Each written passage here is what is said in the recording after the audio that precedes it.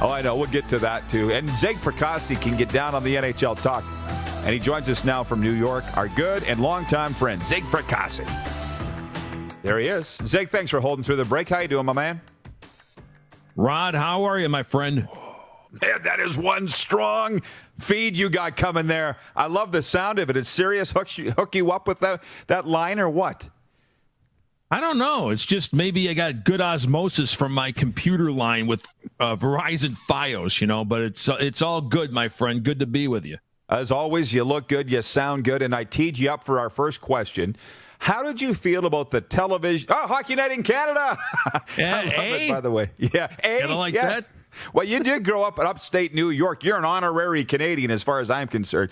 And we'll come around on that in a second. But what did you think of the broadcast quality of Week 1 in the NFL?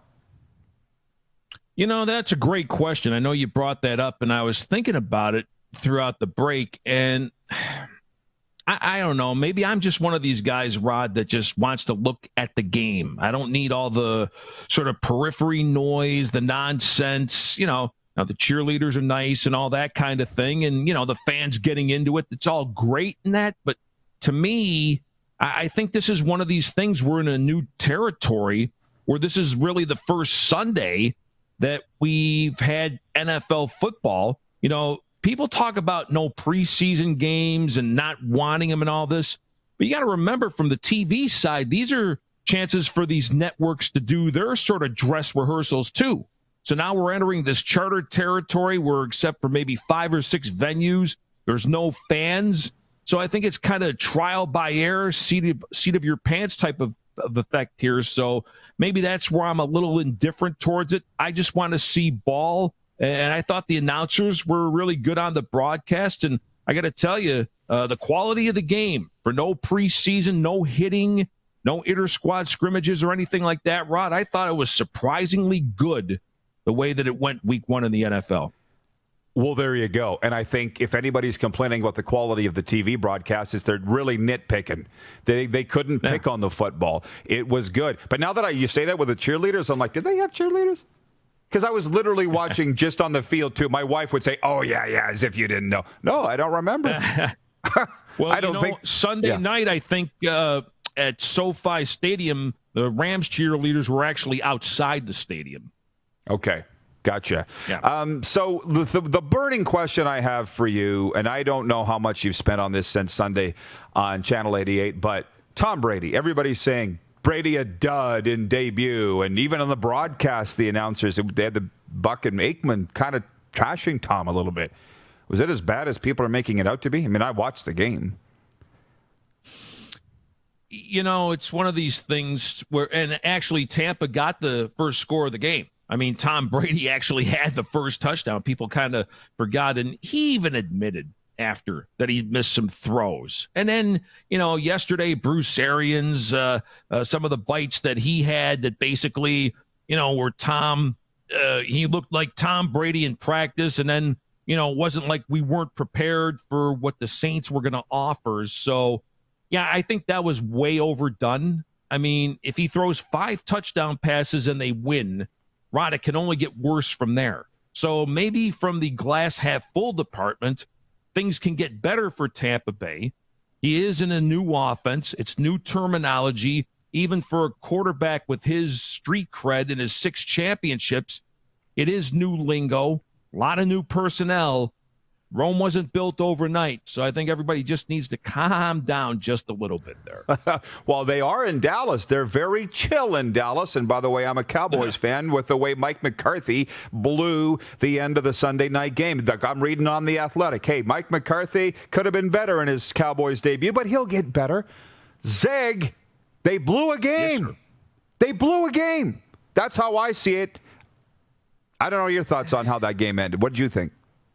Well, you and I are both Cowboys fans, so obviously we're not very pleased with the outcome. I thought in spurts, the offense clicked extremely well. So you had that going. But a few observations here. For some reason, I don't know if Kellen Moore starts getting the Scott Linehan thought process late in games where you should be taking more aggressive chances or playing more percentages. but for whatever reason, the play calling gets a little bit funky, like 2 or 3 yard passes and this kind of thing when you need 6 or 7. So that was a little bit disturbing. That they couldn't convert on third down was a little bit disturbing. I thought it was a little bit arrogant that they didn't go for the tie with about 11 minutes left in the fourth quarter. Now, McCarthy defending the decision, saying that, I like the way we were moving at that particular point in time, so I felt good in the offense. Now, down the road, Dak Prescott and company say, hey, the coach has our back next time we execute. So I guess you could take, half empty, half full. And then, obviously, the offensive pass interference, which on Michael Gallup, the Rams are near Hollywood. Jalen Ramsey is a little bit of an actor, no matter how talented he is. Rod, that was clearly not offensive pass interference. It was just 2 guys going for the ball. But then people are going to say, well, maybe that was retribution for Jared Goff getting clocked on the interception where the Cowboys would ultimately kick the field goal. So maybe that was sort of the make-good call. But all in all, there were a few tendencies I didn't like not converting on third down. The defense, which was really ragged the first 2 or 3 series of the game, I thought they settled in, although they still don't create enough turnovers. It's just one game. Everybody chill out. Although now you lose your leading defender in Van Der Esch with you're cackling. Why is that? Everybody calm down and chill out. It's Dallas, man. Of course it is. It's Texas. It's America's team. It's Canada's team for all we know. So yeah, but the Van Der Esch loss is a pretty big one. That is undeniable because he's their leader on defense. So how they replace him, and then you lose Blake Jarwin, a kid I've been really high on, supposed to take over for Jason Witten. Boy, wouldn't he be nice to have right now? So Cowboys are hurting at tight end. So they're banged up a little bit, Rod. But again, it's one game. Let's all chill out. Yeah, for sure. And I appreciate you expounding upon that. But with the decision to not kick the field goal and go for it. Listen, this is 2 Cowboys fans talking. We could go all day, so everybody please just indulge us. But Dak Prescott right. said after the game he liked the call. And I'm like, of course he liked the call. He's the quarterback. They're going to want to stay on the field. You can't leave it in his hands. Oh, and by the way, can you, for once and for all, differentiate? Is it 16 games this year or 17? Because they were going to 17. Did they keep it at 16 because of COVID, or are we playing 17? What is it this year? It's, God, unless something slipped by me, it's 16 games, and of course it's always 17 weeks. But they expanded the playoffs, and they were going to go to 17 games. Right, that's what it was. They're going to keep the expanded playoffs, but stay at 16 games. Okay, right. Now, Zig, I love what you do on Sirius XM. I got another buddy, Matthew Barnaby, spent a lot of time on NHL radio, as do you. Oh, I know he is. Sure. Oh, I love Barney. Love him. And when we spend some time together, he's always said that he doesn't cheer for anybody. He doesn't have a team. It allows him to cheer for 31 teams on Sirius XM NHL radio. So I don't hear you very often say you're a Cowboys fan on NFL radio. Or do you when I missed it? You probably have missed it. I mean, I make it known. I followed them since the Roger Staubach era. So, I mean, they were on TV more than the Bills ever were. They had the hottest cheerleaders. They were the most exciting team. They were the coolest uniforms. So I got hooked on in the 70s. And then, obviously through the 80s, it got a little rough there, the later years of Landry. And then when Jerry bought the team with Jimmy, and then this past 25 years has been kind of rough. Been a few playoff years, the Dez Caudits and, some of the memorable losses. But through thick and thin, my friend, still a Cowboys fan. I think the star will shine again at some point. I know. Well, overall, it's been a pretty good run for sure. And Armando Moreno, he's a global football reporter watching in Mexico right now. He says, actually, the Cowboys are Mexico's team, too. To my dislike. Yeah, and he puts a funny emoji on there. But that's the thing with being a Cowboys fan. You invite a lot of abuse wherever you go, but you always find friends wherever you go, too.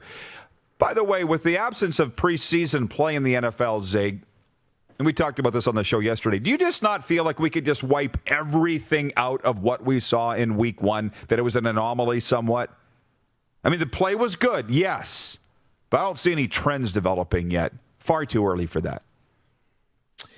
Yeah, I would agree with you. Will we see a possible regression in week 2? Maybe so, but again, it's that fine line. I mean, like we saw, with the hockey, for example. I thought it would be extremely ragged once they came into the bubble, but it was actually some pretty darn good hockey. So I think there's just a mindset. These guys are able to rest a little bit. They know how to inherently play football.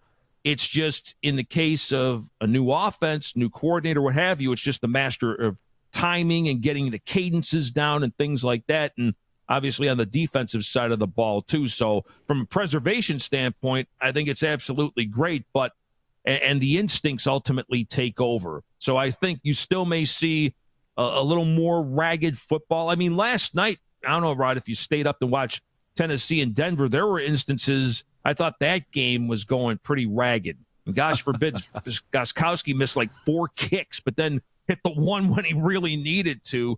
And Vic Fangio mishandling the time left on the clock, not giving Drew Lock much of a chance when they got the ball back. I thought that was pretty egregious. So maybe from the mental standpoint with the coaches, they still think it's preseason. So we'll see how it goes. But again, I'm encouraged from what I saw by week 1.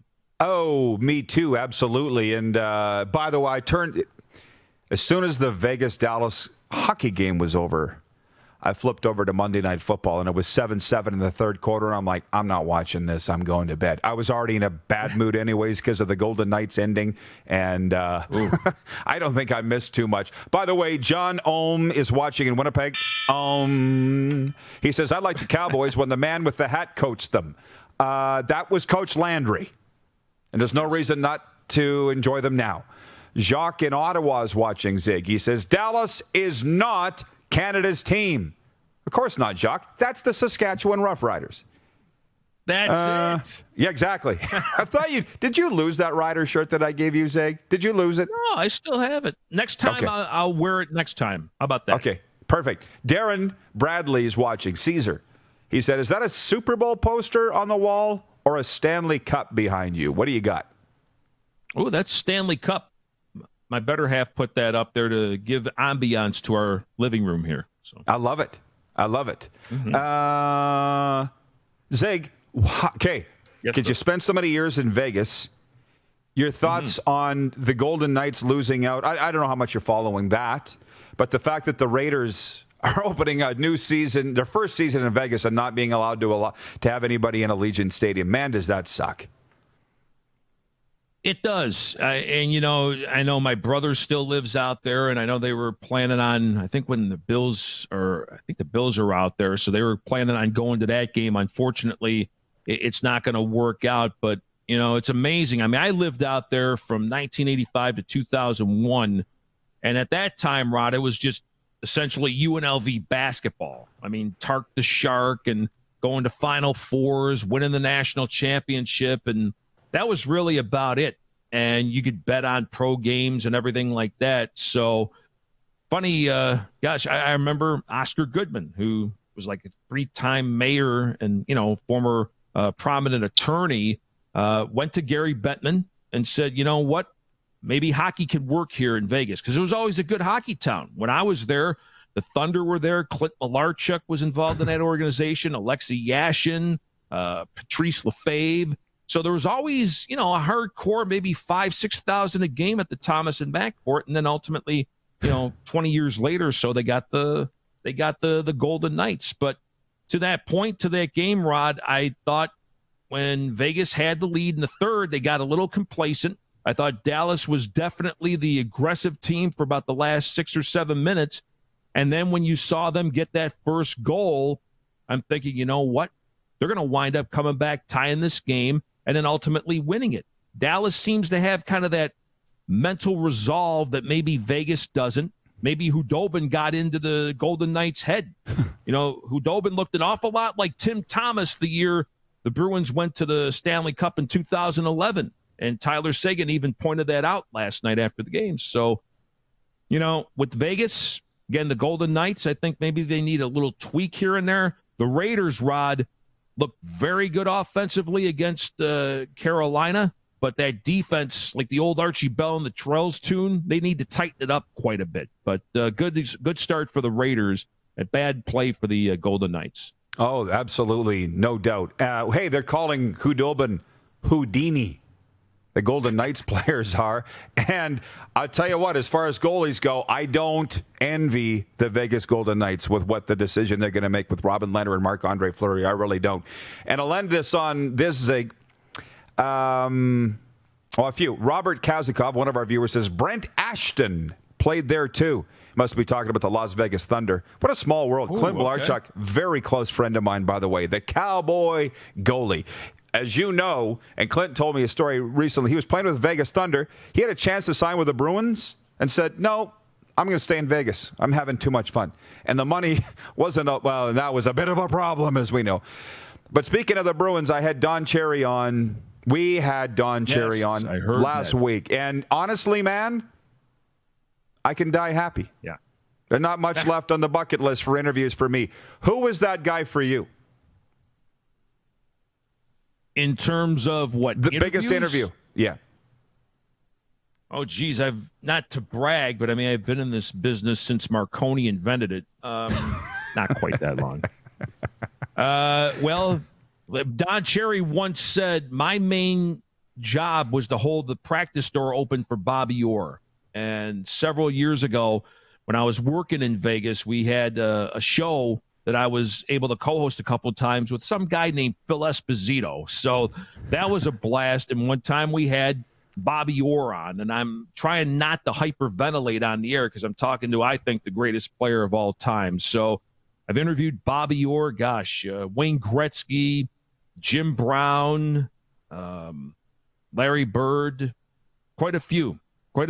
One guy I would like to chat with would be Bill Russell, pick his brain not only on how great the Celtics were through all those years, but also the social activism and civil rights and everything that seems so prevalent nowadays. Would love to chat with him for an hour or two, but probably Bobby Orr, maybe Gretzky, Jim Brown, guys like that were my biggest interviews. Well, that's a pretty good one. That's a good answer. Maybe one day, next time, we'll bring you back and talk about the Vegas years in Zig Fracassi's book.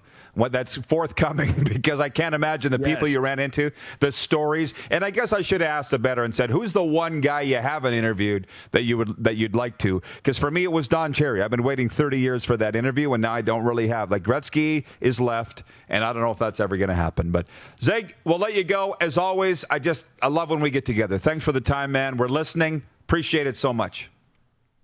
Rod, anytime, my friend. Keep on doing the outstanding work. Awesome. Thanks, Zig. Stay safe. All right, Zig Fracassi from Sirius XM NFL Radio, Channel 88. It's so good what they got going on over there. You know when you turn on the radio or turn on a show and it just makes you feel good? Yeah. For me, it's that channel.